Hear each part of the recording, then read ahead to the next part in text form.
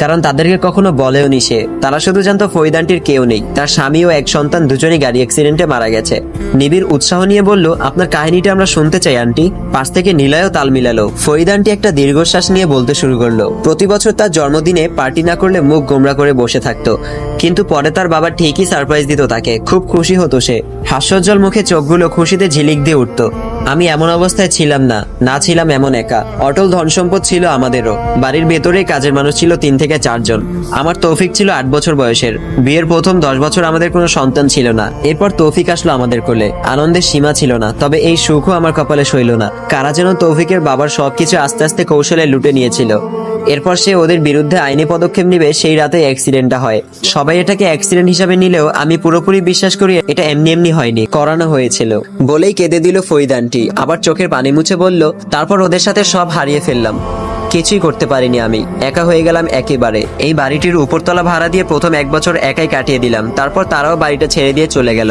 এরপর নিবিড় আসলো আমার কাছে, যেন থাকার মতো একটা রুম হলেও ভাড়া দিই তাকে। তারপর রুশান, এরপর একে একে তোমরা সবাই। এখন তোমরাই আমার পরিবার, তোমরাই আমার ছেলে, তোমরাই আমার সেই ছোট্ট তৌফিক। তখনই নিবিড় উঠে এসে ফরিদ আন্টির মাথাটা নিজের সাথে ধরে বলে, আমরাই তো আপনার সন্তান আন্টি, আর আমি কখনোই আপনাকে ছেড়ে যাব না। তৌসিফ যেমন আপনার সাথে সারা জীবন থাকতো, আমিও থেকে যাব সারা জীবন, কারণ আমারও যে আপনার মতোই একজন মা খুব প্রয়োজন ছিল, পেয়েছিও। ছেড়ে যাব না কখনো। এরপর একে একে সবাই এসে ফরিদ আন্টিকে সান্ত্বনা দিতে লাগলো। রুশান বিষয়টার কিছু হলেও বুঝতে পারছে, কারণ তার জানা মতে 25 বছর আগে তার ফ্যামিলির সাথেও একই কাজ করা হয়েছিল। আরোহীকে পড়ানো শেষে বাসায় ফিরল রাজ।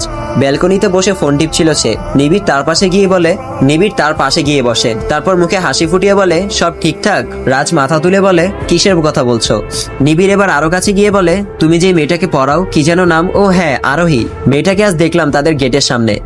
ভাই, মেয়েটা তো হেভি সুন্দর। এমনটা জানলে টিউশনিটা আমিই করাতাম ভাই। রাজ এবার সোজাসুজি ভাবে চেয়ে বলল, সুন্দরী এটা তো সত্য, তবে তার সাথে টিউশনির কানেকশন কি?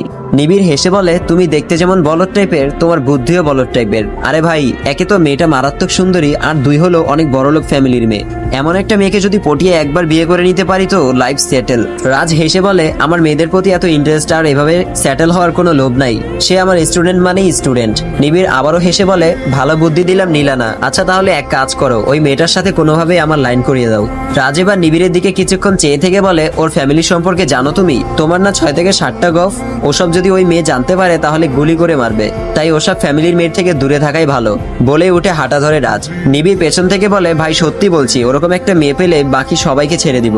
রাতের বেলায় ঢুলতে ঢুলতে বাসায় আসে তুষার। নিবিড়, রাজ, রুশান এরা তাকে ধরে রুমে এসে বসায়। নিবিড় বলে, তুই আবার মার খেয়েছিস? তোকে না বললাম এইসব ছাইপাস খেয়ে এই অবস্থায় আসবি না? ফরিদ আন্টি শুনলে কি করবে বুঝতে পারছিস? তুষার খুব শোকাহতদের মতো করে বলল, ভাই সুমাইয়া আমাকে সব জায়গা থেকে ব্লক করে দিয়েছে, কত ভালোবাসতাম তাকে। নিবিড় এবার সরে বসে বলে, দূর হালা, একটা মেয়ের জন্য এত কিছু করছিস? মেয়ে লাগলে তুই আমার কাছে আসতি, কিন্তু এই ছাইপাস খেতে গেলি কেন? তুষার আবারও কেঁদে বলে, সুমাইয়া আমার পিওর লাভ ছিল ভাই। রাজ কড়া করে লেবুর শরবত বানিয়ে এনে তুষারের কাছে দিল। তুষার ওটা খেয়ে হেলান দিয়ে বসে। নিবিড় আবার বলে, ভাই শোন, ভালোবাসা আর কমার্স অনেকটাই মিল। কমার্সের স্টুডেন্টদেরকে শেখানো হয় বেশি জায়গায় বিনিয়োগ করলে লস হওয়ার সম্ভাবনাটা কমে যায়। আর তোমরা এক জায়গায় বিনিয়োগ করে ওটা নিয়ে বসে থেকেই তো এই মারাটা খাও। আমাকে দেখো কত জায়গায় ভালোবাসা বিনিয়োগ করেছি, তাই আমার লসেরও কোনো হিসাব নেই। তুষার ফোনের ওয়ালপেপারে সুমাইয়ার ছবি সেট করে রেখেছিল, ওটা দেখে কেঁদে কেঁদে বলে, আমার সুমাইয়া। নিবিড় ফোনটা নিয়ে এবার তুষারের দিকে কিছুক্ষণ নিশ্চুপ হয়ে তাকিয়ে থাকে। তারপর বলে, এটা তোর সুমাইয়া? আরে বলদের ঘরে বলদ, এটা তো বাংলা নাটকের অভিনেত্রী মেহজাবিনের ছবি। তুষারের কোনো কান নেই নিবিড়ের কথায়। সে বুকের বাঁ পাশে হাত রেখে সুমাইয়া সুমাইয়া করছে। নিবিড় আবার বলে, ফেসবুক রিলেশন তাই না? তুষার মাথা নেড়ে হ্যাঁ সূচক সম্মতি জানায়। নিবিড় এবার উঠে দাঁড়িয়ে বলে, বাংলা নাটক দেখিস না বলেই মেহজাবিনকে চিনলি না, আর ফেক আইডি না রিয়েল আইডি ওটা না দেখি প্রেম শুরু করলি?